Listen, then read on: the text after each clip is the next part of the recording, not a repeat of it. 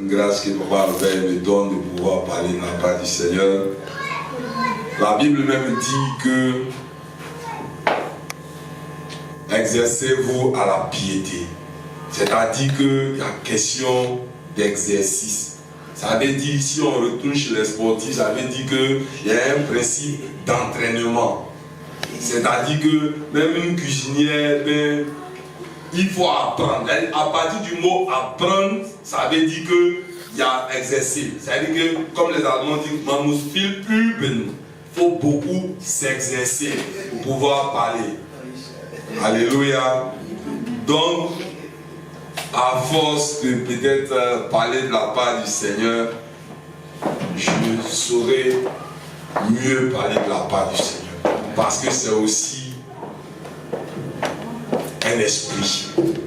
Et quand tu l'as, c'est comme quelqu'un qui n'a pas parcouru le chemin de celui qui a commencé à travailler, économiser, investir, jusqu'à l'argent est devenu beaucoup. Ça a atteint maintenant 10 millions. Il y a d'autres projets qui rentrent en ligne de compte quand tu as atteint le stade de 10 millions. Mais toi, tu n'as pas fait ça. Tu t'es levé, 10 millions est tombé dans ta main. Ça peut te rendre fou. Ça peut t'entraîner à la chute. Mais celui qui a commencé tout le parcours de 10 millions, il a eu le temps de tomber, faire des pertes, se retourner, demander crédit, reprendre le chemin. Il a eu le temps de s'exercer, il a eu de l'expérience là-dedans. Donc son rendement, et puis celui que je suis en train de rendre ce matin, peut ne pas être identique. Alléluia. Mais je sais que par la foi, je parle la part du Seigneur. Alléluia. Qui se rappelle pour la première fois qu'il a accepté Jésus-Christ ou il a suivi quelqu'un dans une église où il a prêté serment? Chacun de nous se rappelle de ce jour. Alléluia. Sincèrement disposez ce moment-là et réfléchissez. Chacun a eu le premier jour où il s'est rendu dans une église, où ils ont parlé de Jésus-Christ et où il a dû accepter, où il a prêté serment. Vous vous souvenez de ce jour-là? Vous vous souvenez de ce jour-là? Est-ce que vous vous souvenez du jour, en dehors de ce jour-là, c'est-à-dire bien avant que tu acceptes Jésus? La vie que tu menais, la vie qu'on menait avant de croiser Jésus, elle est aussi double.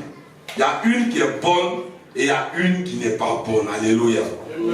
Est-ce que chacun se souvient de ce qui n'était pas bon bien avant qu'il raconte Jésus-Christ? Dans le calme, dans quelques secondes, regarde ta vie. Bien avant que tu viennes pour la première fois en Afrique, partout, n'importe où tu as accepté Jésus. Regarde ta vie. Qu'est-ce que tu faisais qui n'était pas bon, que toi-même, ton esprit te dit que là, c'est pas bon. Alléluia. Amen.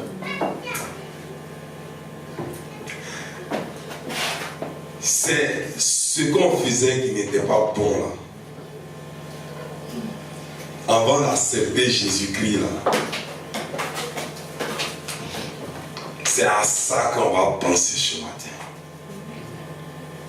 Parce que ça fait partie pour certaines personnes d'un passé.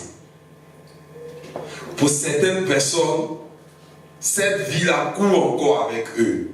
Alléluia.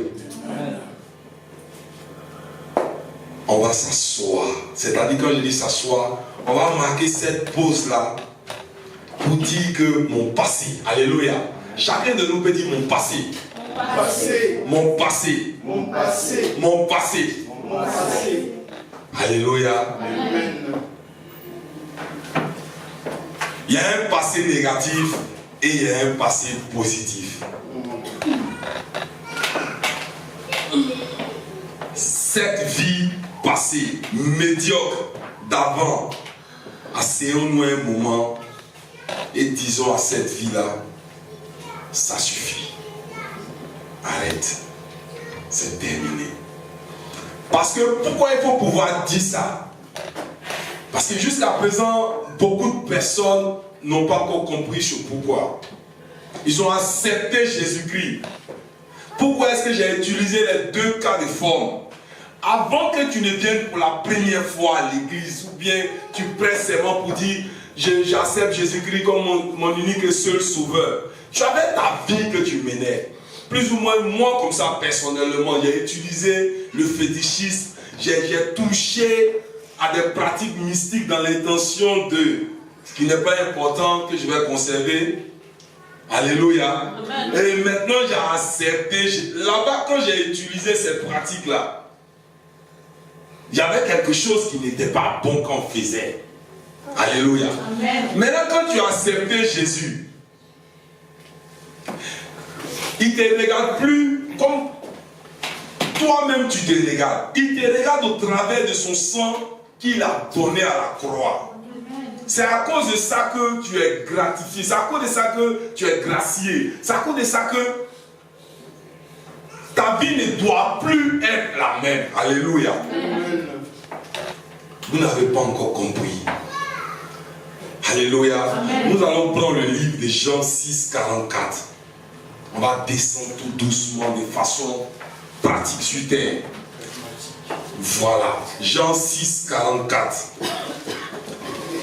Jean 6, 44. La Bible dit: nul ne peut venir à moi si le Père qui m'a envoyé ne le dit. Dans d'autres versions, ne l'a appelé. Dans d'autres versions, ne l'a dit.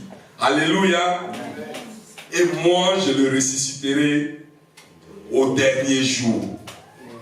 Alléluia. C'est-à-dire que je vais être plus simple, je vais descendre sur terre même en fait. Parce que le long de la semaine, quand Papa Albert a annoncé que Papa Richard, c'est toi qui vas prêcher le dimanche, hein? Le seul mot qui est venu dans ma tête, c'est le passé.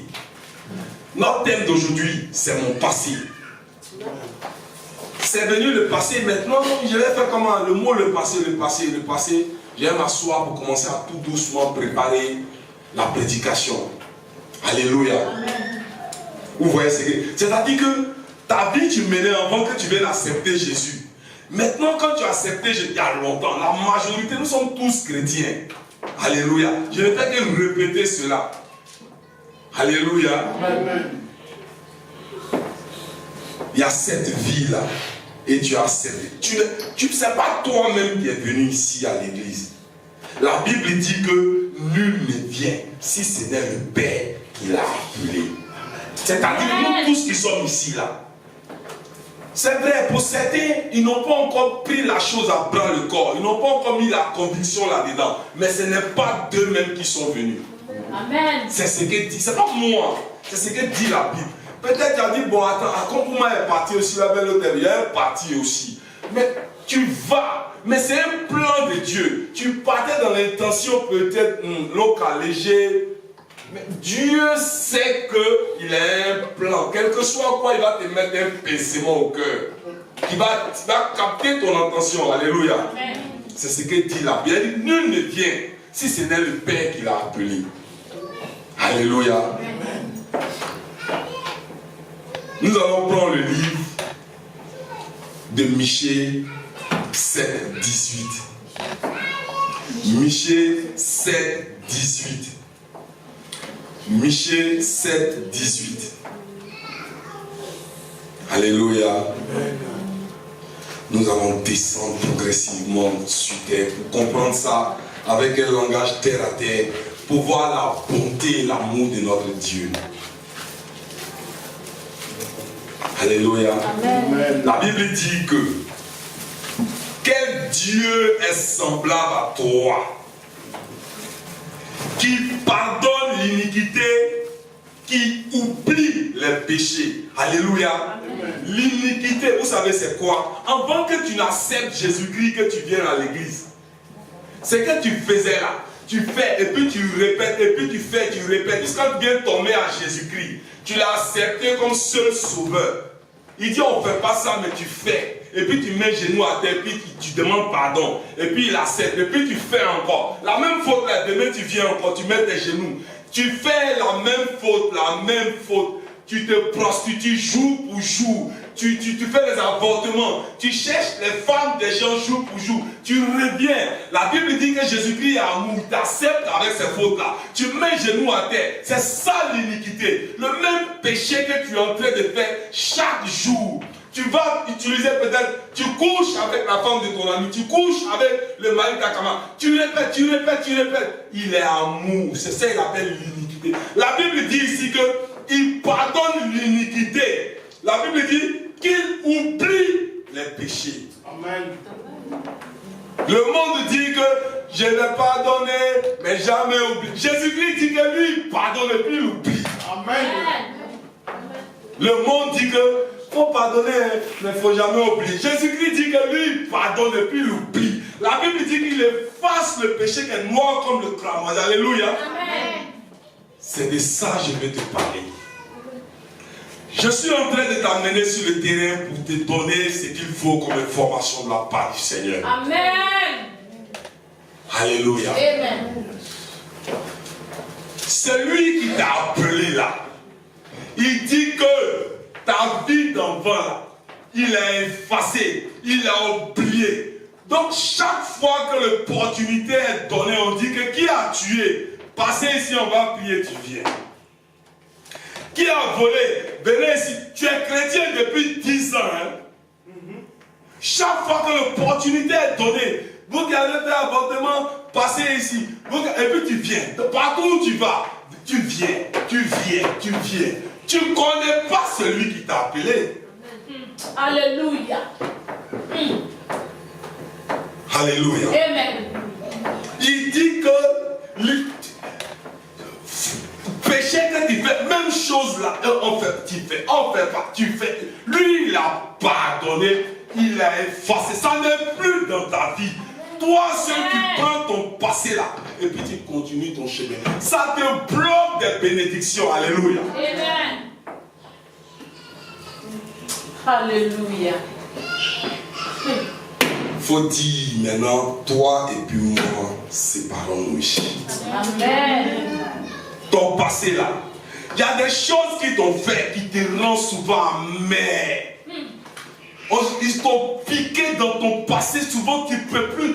Par moment tu es là, et puis un coup ça ressurgit dans ta vie. Et puis la haine se développe contre ta famille, contre tes amis, contre tes proches. Alléluia. C'est ça là qui fait surface là. C'est ça lui pour toi que lui tu l'as fait là. Lui l'a effacé puis l'a pardonné. Amen. Amen. C'est pour cela la Bible dit que le soleil ne se couche sur ta colère. Amen. Parce que lui-même, pour toi là, il l'a effacé et puis il l'a oublié. Mais tu ne sais pas. On dit qu'il a adoré les autres des villages. Il vient, on va prier pour toi. On prie pour toi comment? Il a déjà, il te regarde à travers le sang de l'agneau qu'il a fait ruisseler à la croix. Jésus-Christ, il a donné en échange. Alléluia. Amen. C'est le sang là. Même en cachette, c'est que nous on fait, est-ce que tu peux connaître? Il y a un moment où il marchait les gens dans le désert là. Tu pêches avec toi, il ouvre la terre, il t'enterre, on roule. Tu n'es pas le seul. Jésus-Christ est comme un entraîneur de football. Tu ne réponds plus, il t'échange. Demandez aux sportifs, ils vont vous parler. Tu ne donnes plus ce qu'il faut là. Il y a des gens qui sont assis sur le banc des touches. Il y a longtemps, même ils cherchent cette place là. Tu réponds. Parce qu'on met l'autre derrière, on fait l'autre rentrer, on fait du sang frais pour faire rouler la machine. Amen. Alléluia. Amen. Mais toi, la Bible dit que nous sommes sous la période de la grâce. C'est à cause de cette grâce-là. Il y a iniquité, il y a iniquité. Même péché là, on pisse, on répisse, on pisse.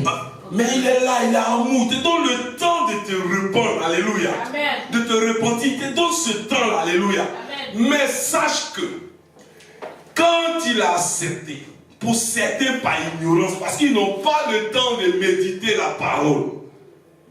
Alléluia. Amen. Sinon, quand on commence à prendre la parole de Dieu comme son ami, Dieu te révèle ce côté-là. Amen. Tu sauras que ce n'est plus pour toi le passé là, où on a voté, on a tué, on a fait fétiche. Mais il y en a qui viennent, on dit, les gens ont adoré les hôtels de famille. Nous tous, en Afrique, on voit que la parole, nous appartenons à des familles qui adoraient des principes. Alléluia. Des familles qui adoraient des termites, qui adoraient des canaris, qui adoraient des arbres. Ce n'est pas aujourd'hui que tu as accepté Jésus-Christ. Mais si tu sais ça, sache que c'est effacé et c'est oublié. Mais, une petite occasion, on va prier pour mes parents avaient adopté. Mais non, il a déjà payé pour toi. Il va payer chaque jour. Alléluia. Regarde seulement ton identité, ta position. Plus tu commences à méditer, plus tu commences à le connaître, plus tu commences à voir les choses autrement. Parce que lui, il te laisse. Et toi, tu retiens. Ce que tu as fait, lui, il a payé sa vie pour toi à la croix. Bon, pour toi, il n'y a pas une histoire de vie. Ils ont foulé ton orgueil. Tu n'as pas volé, on dit tu as volé. Tu n'as pas dit ceci, on dit qu'elle a dit ceci, elle a dit cela. C'est dans ça qu'ils ont sali ta réputation. Ce mal-là, tu l'as gardé dans ton cœur. Ça obscurcit ta vie. Puisque tu connais Jésus-Christ, c'est un obstacle. Quand tu es dans le monde, on s'en fout. Hein? Le monde, personne ne se plaît contre toi. Là, ça continue comme ça, on est ensemble, comme le dit le monde. Quand tu as Jésus-Christ, il a besoin que tu mets de l'ordre et puis lui il va continuer. Ouvre les portes, tu ne peux rien apporter. C'est lui seul, par son esprit, qui transforme les situations. Amen. Est-ce qu'on se comprend? Est-ce qu'on va descendre un peu encore sur terre? Amen. Alléluia. Amen. La Bible dit dans le livre de 2 Corinthiens 5, au verset 18. 2 Corinthiens 5, vous allez voir quelque chose pour certaines personnes qui ne le savent pas. 2 Corinthiens 5, 18. Il y a quelque chose de très important. Vraiment que Dieu touche le cœur de celui qu'il a prévu aujourd'hui. Pour comprendre quelque chose dans 2 Corinthiens 5, 18. Et tout cela vient de Dieu, qui nous a réconciliés avec lui par Christ et qui nous a donné quoi? Quelqu'un peut lire la suite. Le ministère de la réconciliation. Et qui nous a donné quoi? Le ministère de la réconciliation. Le ministère de quoi? Réconciliation. Le ministère de la réconciliation. Il a fallu à 4 h du matin pour que je comprenne ça. 4h35 pour que... Il dit, donc dans la réconciliation, il y a un ministère. Alléluia. Amen. Le ministère de la réconciliation. Quand tu vas prendre peut-être la Bible dit Dieu parle d'une manière et d'une autre. Quand tu regardes ça, réconcilier avec Jésus-Christ. Mais en fait, il y a un ministère dedans. C'est celui-là. Ministère de la réconciliation. Et dans d'autres versions, quand tu lis un peu, tu pousses un peu le bouchon, un peu plus loin, dit que Dieu nous envoie pour que on va dans le monde amener des gens à se réconcilier avec Christ. Mais c'est où mon esprit est parti, réconciliation. Jusqu'à même, il y a un ministère, et puis c'est pas moi qui le dis, vous tous aujourd'hui, nos yeux ont vu ensemble. Il y a un ministère de la réconciliation dans la parole de Dieu. C'est réconcilier. Il y a une puissance là-dedans. Amen. Tu es enfant de Jésus-Christ, se réconcilier. Il y a une puissance là. Tu retiens seulement. Toi, ton travail, il faut retirer chrétien. On te prévient aujourd'hui. Se réconcilier, il y a une bénédiction dedans. C'est pour cela que le diable tend les occasions. Vous savez, les gens n'ont pas le courage. Le secret du diable, c'est de mettre ses œuvres nues. Amen. Alléluia. Amen. J'étais à la Flow Shop à mon mousseau. J'étais comme ça de dos à la caisse, dans de déranger les choses dans les sachets. J'ai entendu maman. Et puis, elle a attrapé sa main. Elle dit, il est là en même temps. faut le saluer. C'était Rodrigue. Où ça? C'était Rodrigue. Mais MMSR, j'ai fléchi genoux, j'ai prié pour eux. Mais l'occasion ne se présente pas convenablement pour que les gens, pour qu'on puisse passer à une autre phase de la vie. On ne peut pas garder cet arrêt-là en tant qu'enfant de Dieu. Notre rôle, c'est de lâcher prise. Le reste là, c'est l'éternel. Mais non, souhait. La Bible dit que David, il ne se réjouit pas de toucher un oint de l'éternel. Et puis quand Dieu est en train de faire, comme on le dit chez nous, quand Dieu fait ton palabre, tu n'as pas besoin de te déshabiller. Mais en fait, chez nous, j'utilise encore le jargon terre à terre pour qu'on revienne un peu sur terre. Quand Dieu est en train d'humilier quelqu'un à cause de toi, ne te réjouis pas. La Bible dit que David a eu de la compassion au Seigneur. Mais tu es en train de prier.